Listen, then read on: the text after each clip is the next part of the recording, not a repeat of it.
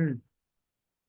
ఈ 69వ శ్లోకంలో 3 లక్షణాల్లోనూ కరీంద్రాయ దృహ్యతి, పయోజమాశ్చర్యం, తర్వాత కామం కలయతే అని 3 భావాలు చెప్పారని చెప్పుకున్నాం కదా.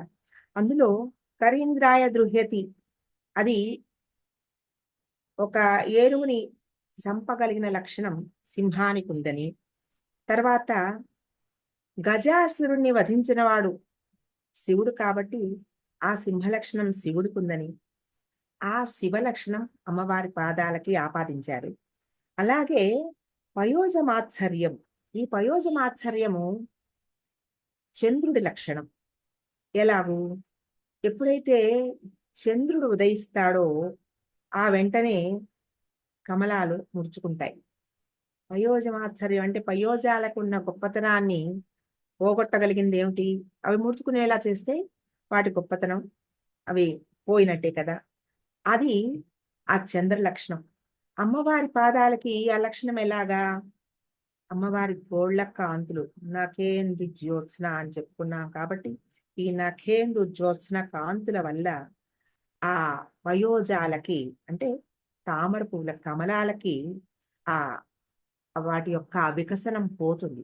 కాబట్టి అమ్మవారి పాదాలకి ఆ పయోజాల మాత్సర్యాన్ని పోగొట్టగలిగిన శక్తి ఉంది, మాత్సర్యం కలిగించే శక్తి ఉంది. అలాగా అది చంద్ర లక్షణము అని చెప్పుకున్నాం. ఈ చంద్ర లక్షణాన్ని శివుడికి ఎలా ఆపాదిస్తున్నారంటే సోముడు చంద్రుడి పేరు, శివుడి పేరు కూడా సోముడు. తర్వాత సోమశేఖరుడు, ఆ చంద్రుణ్ణి తలపై ధరించిన వాడు కూడా శివుడు. అలాగా సోముడుగాను సోమశేఖరుడుగాను ఈ శివుడికి ఆ ఆ లక్షణాన్ని చెప్పారు. ఈ పయోజై మాత్సర్యం ప్రకటయతిలో ఆ శివ లక్షణాన్ని అమ్మవారి పాదాలకి ఆపాదించారు. తర్వాత కామం కలయతి అన్నప్పుడు ఈ కామం కలయతి మునులకి ముముక్షత్వాన్ని, ఆ కోరికని కలిగించేది మన్మథుడే కదా. ఏదైనా కోరిక ఇచ్చేది ఆ మన్మథుడు.